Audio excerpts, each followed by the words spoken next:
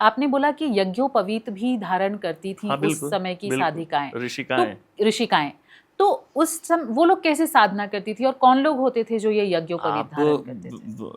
नहीं जानती हैं तो एक तथ्य और जान लीजिए हम्म। कि वेदों की दृष्टा ऋषिकाओं में महिलाएं हैं। जैसे भृगु ऋषि थे, जी। तो वहाँ भृगु वरुण के पुत्र के नाम से आते हैं, मंत्र दृष्टा हैं, मंत्रों को देखा उन्होंने और संकलित किया। उसी तरह अपाला भी हैं, गार्गी भी हैं, घोषा भी हैं, जो मंत्रों की दृष्टा थी। तो वो जिस तरह पुरुष साधना किया करते थे उसी तरह। तो क्या वो आम मतलब वैराग्य धारण करते थे या नहीं, आम गृहस्थ होते थे, गृहस्थ भी होते थे? गृहस्थ होते थे। और फिर भी यज्ञोपवीत धारण कर सकते थे? यज्ञोपवीत, हम गृहस्थ हैं तो यज्ञोपवीत नहीं धारण नहीं, करते। फीमेल के लिए हाँ, मैं वो पूछ रही करती हूँ। थी, बिल्कुल करती थी। तो क्या हर एक फीमेल किया करती थी हर या एक कुछ एक? फीमेल, हर एक फीमेल। जैसे अब एक आश्रम था, तो वशिष्ठ ऋषि जो थे वो पुरुषों को पढ़ा रहे हैं, बच्चों को पढ़ा रहे हैं। तो अरुंधति क्या किया करती थी? अरुंधति मनस्वी, महाविद्वान, वेदों को जानने वाली, तो क्या करती थी? केवल बच्चों को खाना बना के खिलाती थी?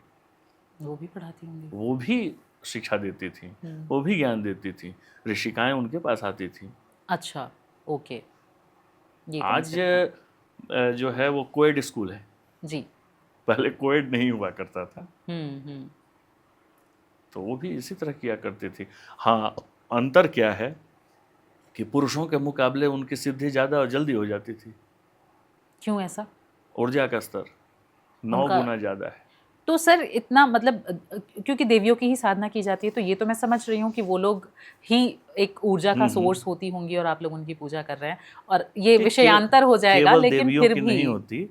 अब जैसे महादश महाविद्या, तो अब जैसे एक सिंपल सा बुलेट है 315 या बोर्ड 0.32 का, और एक सीधे एटम बम हो गया, तो 1 किलो का हुआ, 2 किलो, कोई हाइड्रोजन बम है।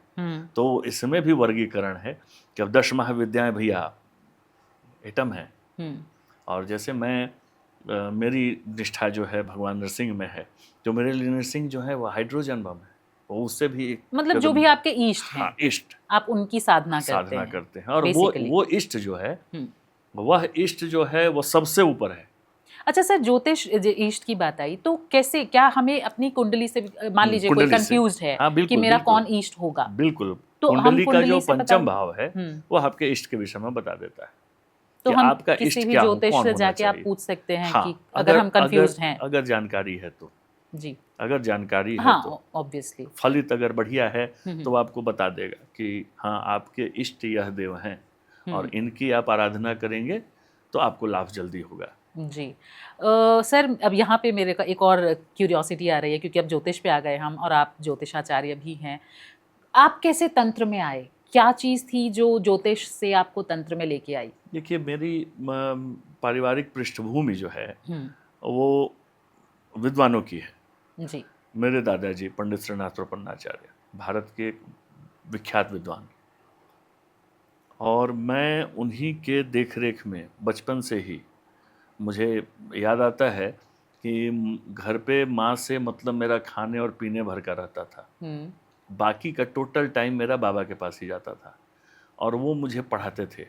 बिलीव इट और नॉट, 7 वर्ष की अवस्था में, यह पॉडकास्ट बहुत लोग सुनेंगे, जो जानते हैं वो जानते हैं, 7 वर्ष की अवस्था में मैं एक पांचरात्रागम यज्ञ का आचार्य था। ये क्या होता है सर? आपने यज्ञ देखे होंगे, बड़े बड़े 25 कुंड, 29 कुंड, 33 कुंड इत्यादि बना करके बड़े बड़े यज्ञ पंडाल लगते हैं, नित्य हवन होते हैं, बहुत सारे पंडित रहते हैं उसमें, मंत्रोच्चारण होता रहता है। वैसे यज्ञ का आप सिर्फ 7 साल में केवल आपने मैं ऐसा कर 7 वर्ष लिया का था। मतलब जीन्स में है आपके ऐसा? हाँ, वो जीन में है। और चूंकि ये मेरे लिए एक हॉबी थी पढ़ना, क्योंकि बचपन से ही आपने कहा, सुना होगा, मिट्टी है, अब उसको आप जिस रूप में डाल दो तो मुझे। लेकिन आपने, मैं यहाँ पे ये चाह रही, आपने पढ़ाई की ज्योतिष की, आप आचार्य हैं ज्योतिष में, फिर तंत्र में कैसे? वो प्रारंभ से ही है। अच्छा, तंत्र आपका प्रारंभ से है, ज्योतिष आपने बाद में किया है? बाद में किया है। ओके। वो प्रारंभ से ही है। मैं आफ्टर मैट्रिक मैंने 1994 के आसपास 93 टू 95 मैं इसको सीखने के लिए मैं घर से भाग गया था।